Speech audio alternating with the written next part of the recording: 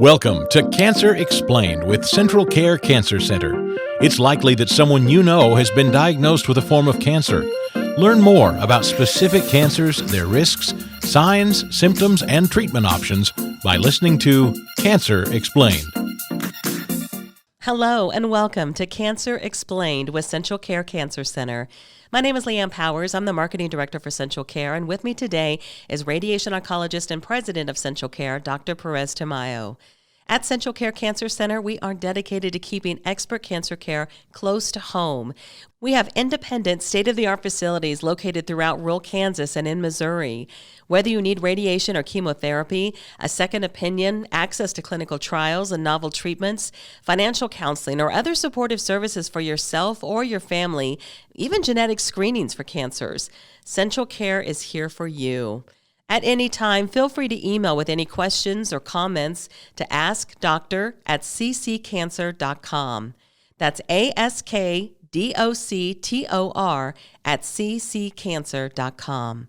Well, our discussion today centers around brain cancer, and this, I think, type of cancer, doctor, is one that always amazes me for some reason. And maybe it's because I don't hear of a lot of people having brain cancer. But brain tumors, they rarely spread to other parts of the body, but most can spread through the brain tissue, correct? Well, yes, that is true. They are, and I think we need to go back a little bit because the presentation of these is very important as to what you're going to be considering as the pathway to follow. Okay. So first of all, when a person presents in the emergency room or to their doctor, they have symptoms of something going on in the brain, and usually is something as subtle as they keep smelling something that isn't there, or as major as having convulsions or complete what we call syncope or fainting spells, loss of sight or loss of function, like if they're having, let's say, a stroke, even when they're young. And this is the number one cancer in children, cancer of the brain.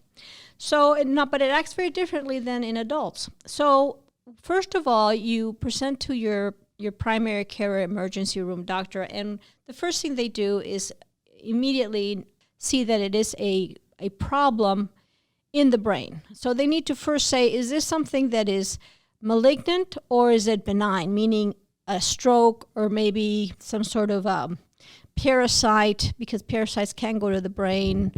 And once they rule that out, they need to see if there is one or more lesions, and lesions meaning abnormalities in the brain. If there's only one, the likelihood that it is of the brain, meaning it started in the brain and nowhere else, is very high, versus if there are multiple smaller spots in the brain throughout. And what I mean by in the brain, it means that it came from, let's say, a lung cancer. It traveled in your bloodstream, and then it basically made a nest in your brain. The brain is like a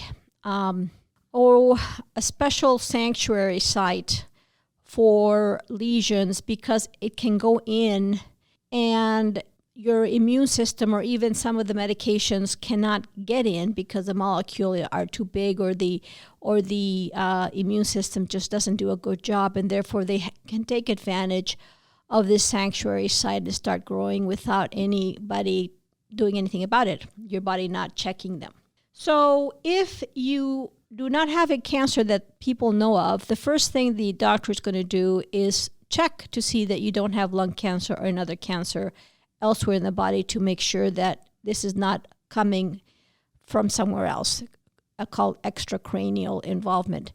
So if they see a mass in your lung, or which is the most common reason to have cancer in the brain from elsewhere, is to work that up first, because the type of cancer that it is very important how you're going to be treated.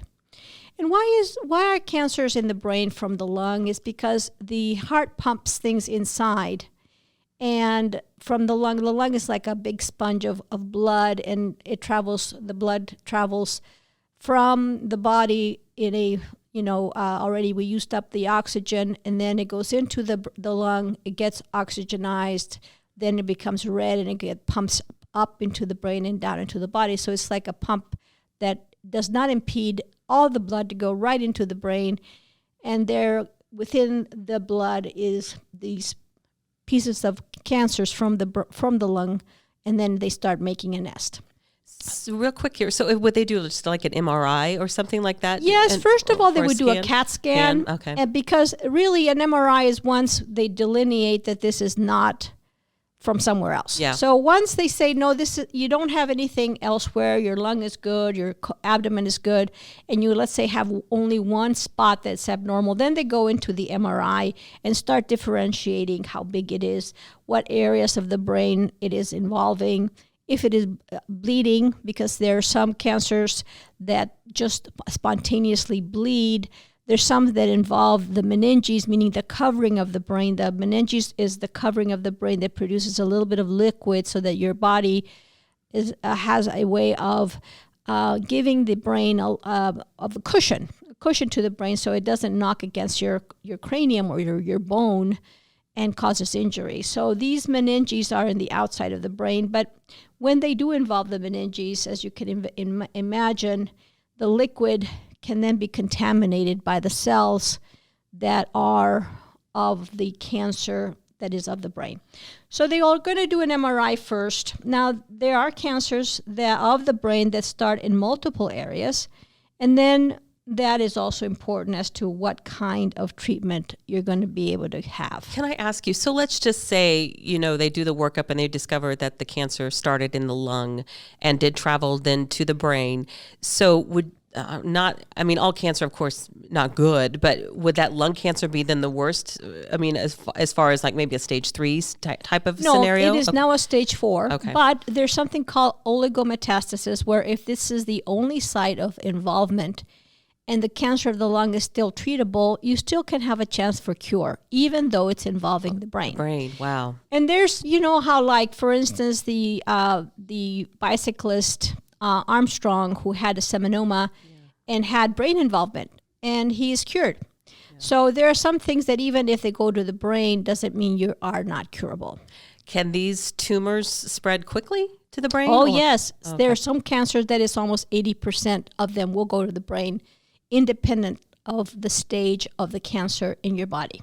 And once removed, I assume, would they come back, or could they come back? Well, that's very interesting. And I think this is the major flaw that we have, is that you have to understand how they got there. They got there through the blood. So if your blood is contaminated, you still have it. And it's going to get clogged up in your brain once again.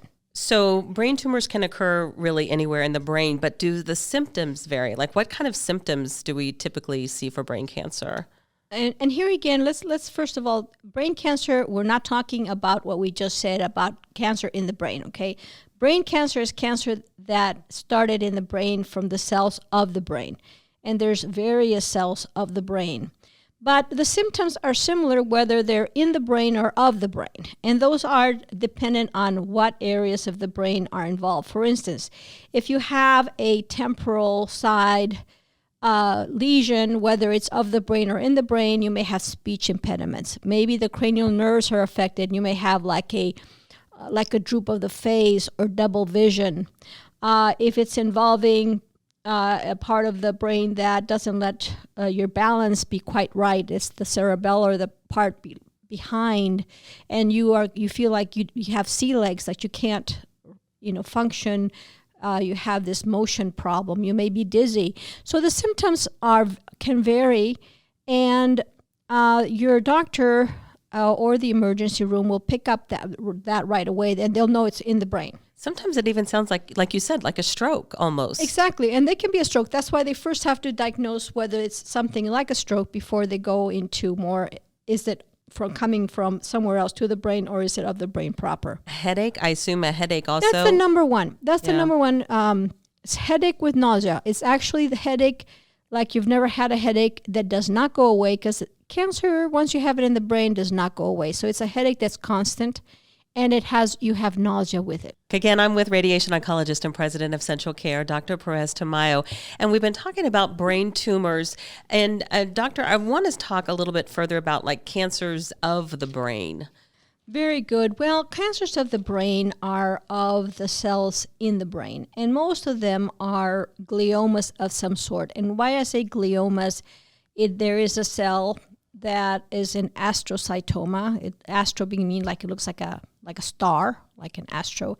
And they can be low grade, meaning slow growing, or they can be high grade, like a glioblastoma, which is a very fast growing cancer. There can also be benign tumors like meningiomas, it's not a cancer, it's really a tumor of the meninges, but it can cause a lot of deficit, and you can have the symptoms as if you had a cancer. You have other benign diseases like schwannomas, which are cancers of the nerves in there, and then you have, of course, the pituitary gland and the pineal gland, which can also be malignant. But most of the cancers are gliomas. Now, there's other unusual cancers that occur in the midline, which we're not going to talk about. But let's just talk about the garden variety ones, which are the astrocytomas, which is what you see mostly in adults. And they are the low grade and the high grade. Okay. As far as any kind of risk factors, I mean, you really don't have much for risk factors when it comes to of the brain, correct? Well, there's some risk factors in some of the hereditary I was just going to ask you a family history. There's a family history, a tendency towards them. And there's the Lynch syndrome, which includes glioblastomas as one of the possible risk factors of having them. There is a theory that high tension energy, magnetic energy, like electric magnetic energy can, if it's constant, can produce distortion or dysplasia leading to a cancer. It has never been truly thought to be true, but there are, invariably you ask people about their use of the telephone, of their cell, and they use it near their head, and it's constant, and right now that's what people do. So you wonder, is there something to that? Occupational hazards as well, maybe living close to power lines or something, or power lines, and also organic solvents. Because the brain is there's a lot of fat in the brain. It's not fat, a cholesterol type of and these organic solvents tend to go to the brain, and they can cause problems. Petroleum-based products. Any kind of differential between of the brain or in the brain when it comes to stages? Yes, actually, if it's in the brain from somewhere else, it's always a stage 4. And the staging is still up in the air with the brain, because it has to do with whether they're resectable or curable versus they are advanced and high grade. High grade means that they are no matter what size they are, they tend to come back and basically kill you. The glioblastomas are known for that, while the low-grade tumors usually can be resected or treated, and you can have a cure. Brain tumors, they may occur gradually and become worse over time, or they can happen suddenly, like if it was a seizure or something? Well, actually, the low-grade gliomas can grow over many years.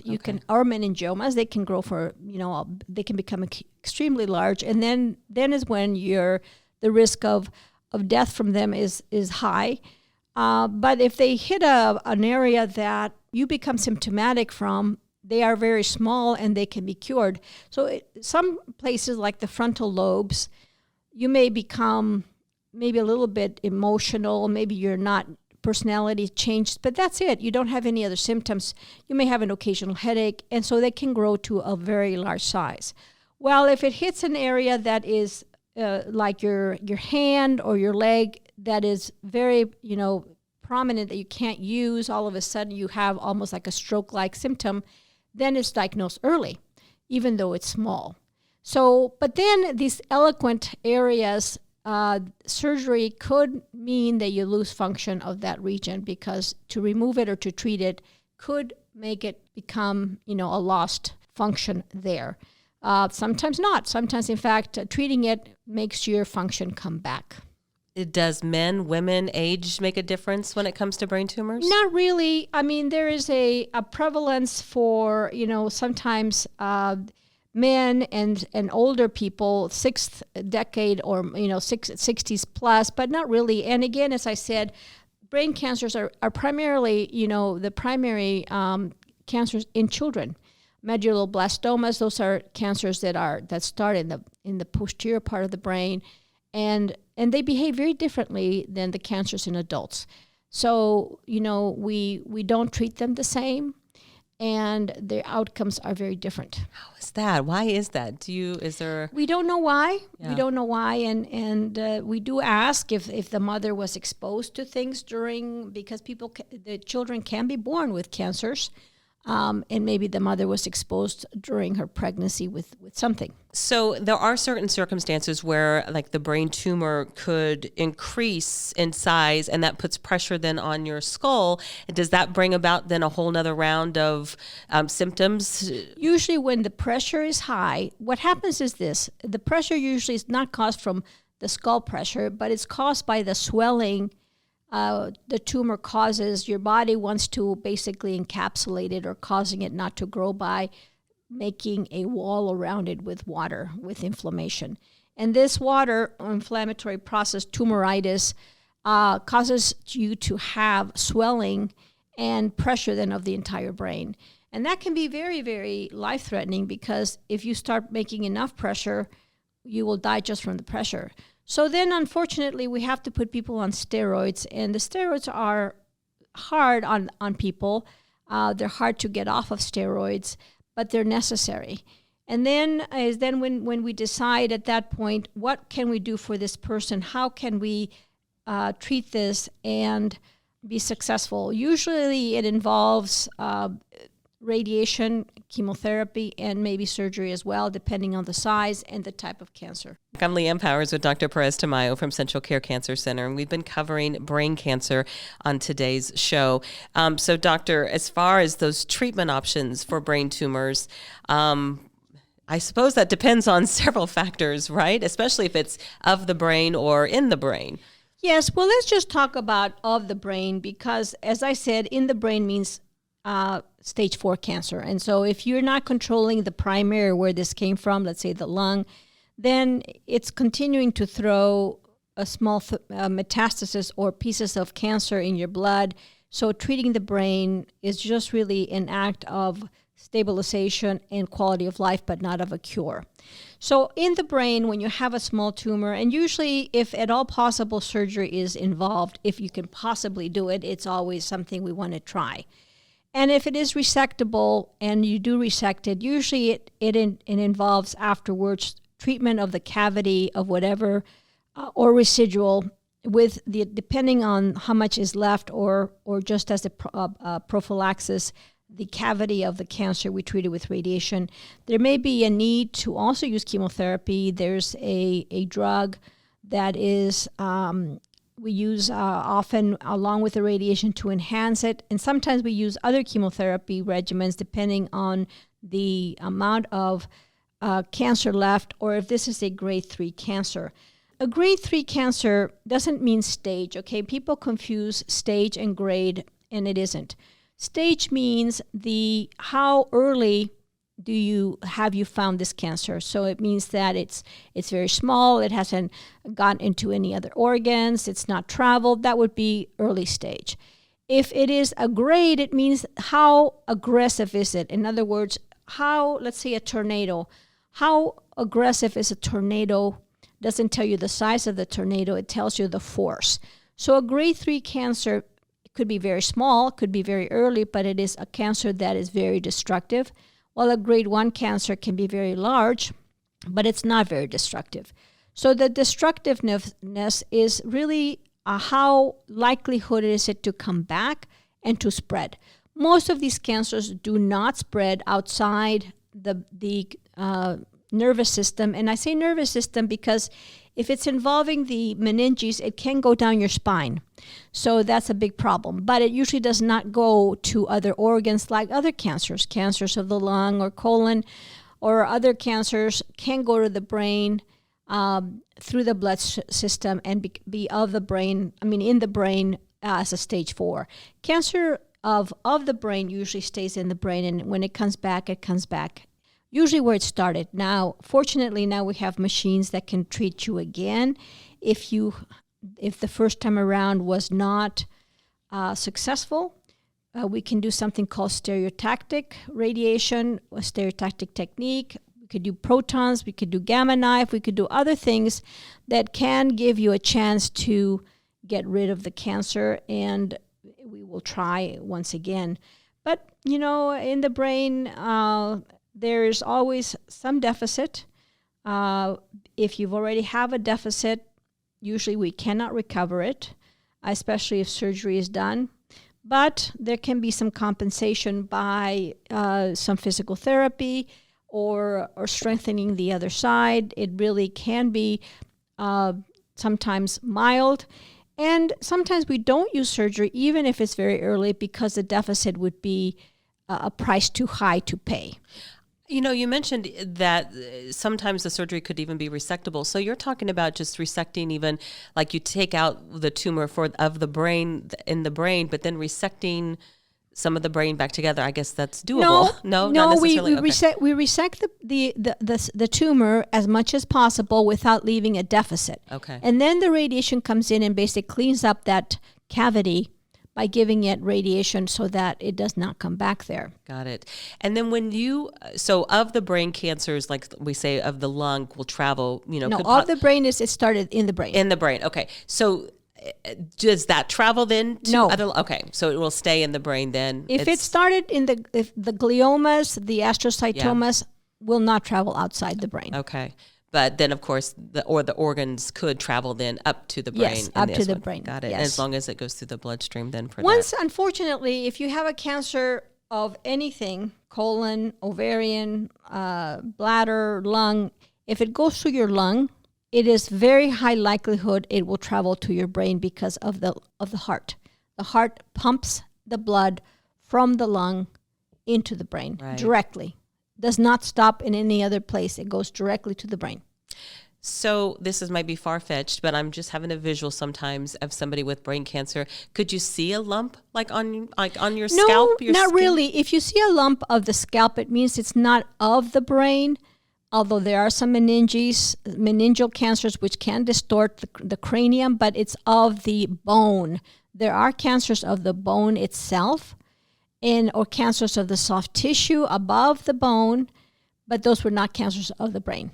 What happens if it gets into the hormone-making type of glands that are in the brain? The pituitary tumors or cancers they are not cancerous. Usually they are tumors that are benign that can produce abnormal secretions that cause you to either have not a period, or your thyroid doesn't work, or you have excess like leakage of the breast. All of those are highly curable, and they're treated usually with radiation. They can be treated with surgery if they're very, very small. And they actually are treated through the nose. The approach is through the nose to get them out. If they're not, because they're right between your nerves of your eyes, if there's some risk that you're going to have blindness, then it's not done with surgery. It's done with radiation so that you don't have any problems with that. Now, there are carcinomas of the pituitary, which are much more malignant, but yet they are still curable. So tell me this, is there a way to test or to screen possibly then for brain cancer? I guess not if you've got... Not really, because it's not very common. Yeah. Cancers of the brain are not very common. And symptoms usually happen early. It's never normal, whether it's a child or an adult, to have double vision, for instance. Never. I hear this all the time with mothers. Oh, they're going to grow out of it. No. Double vision is not normal. Or you have some sort of nipple discharge. No, it's not normal. Or you have a headache that doesn't go away. No. Or you have weakness of your arm. No. Again, it can be the earliest sign of a cancer of the brain that can easily be cured. So seek attention to this. It's easy because it shows itself rather well. in a CT or MRI, depending on what they do, and it usually can be taken care of without a problem. Anything else you want to add? No, not really. I just feel that if you are a smoker in particular, since that's what I see the most is cancer involving the brain from lung, you need to be screened if you have a 50-pack year smoking history, and it's a yearly thing. It's covered by your insurance, and again, don't have your brain involved because the quality of life, even if you could be cured, goes down very significantly. So lung cancer, the problem with lung cancer, it can go to your brain. Great info, Doctor. Something else I wanted to touch on before we go is our financial counseling. We have a financial counselor on site at each of our clinics to discuss your insurance benefits relating to your treatment and also answer any questions that you might have that comes to your coverage verification, necessary referrals, payment plans, even balances that you're going to be responsible for. Our counselors can assist in alleviating financial concerns that you might have so you can focus on your care and treatments. That's so important. In addition, our financial counselors work with patients to find grants, usually private grants and assistance to help with the costs of treatments and even prescription drug needs. A common problem that we see sometimes is that a patient is sent out of town to get a biopsy and then no longer as a candidate for a private grant that could assist them financially. It's because that happens in some cases because those private grants locally are restricted in what you can and can't do. So definitely speak to our financial counselors if you do have to come to the clinic. They are such a valuable resource to our patients, and we're just so happy and honored to have them on site at each one of our clinics. Well, we appreciate you taking the time to listen to Cancer Explained with Central Care Cancer Center. With independent facilities throughout rural Kansas and in Missouri, Central Care offers complete cancer care all under one roof, so there's no need to travel far for the best care. Whether you need radiation or chemotherapy, a second opinion, maybe access to clinical trials, financial counseling, or other supportive services for yourself or your family, Central Care is here for you. Just remember, you have a choice. Bringing expert care to you is an important component in the success of your outcome. Even being surrounded by your family and friends, that can be the factor that elevates your treatment. Feel free to reach out by calling 800-592-5110, or you can always visit us online at cccancer.com. For Dr. Perez-Tamayo and all of our amazing providers and nurses, I'm Leanne Powers. Thank you for listening to Cancer Explained with Central Care Cancer Center. Well, we appreciate you taking the time to listen to Cancer Explained. Again, Central Care offers complete cancer care all under one roof, so there's no need to travel far for the best of care. Whether you need radiation or chemotherapy, maybe just a second opinion, access to clinical trials, even bilingual services too, or supportive services for yourself or your family, Central Care is here for you. Just remember, you have a choice. Bringing expert care to you is an important component in the success of your outcome. Even being surrounded by your family, your friends, that can be the factor that elevates your treatment. Feel free to reach out to our offices in Great Bend, 620-792-5511 if you have any further questions. Or you can always send an email to askdoctor@cccancer.com. Or visit us online. The website is cccancer.com. In fact, click on the Cancer Explained header to find past conversations on cancers like lung and breast, prostate, stomach, esophageal, kidney, bladder, and so much more. These Cancer Explained conversations are all there for your listening convenience. You can also download these podcast conversations anywhere you listen to podcasts. The title again is Cancer Explained. For Dr. Perez-Tamayo, Dr. Feason, Julie, Elizabeth, all in our Great Bend Central Care Cancer Center Clinic, I'm Leanne Powers. Thank you for listening. You've been listening to Cancer Explained with Central Care Cancer Center, offering expert cancer care that's close to home. Central Care Cancer Center has clinics throughout Kansas and in Missouri. Central Care Cancer Center, online, cccancer.com.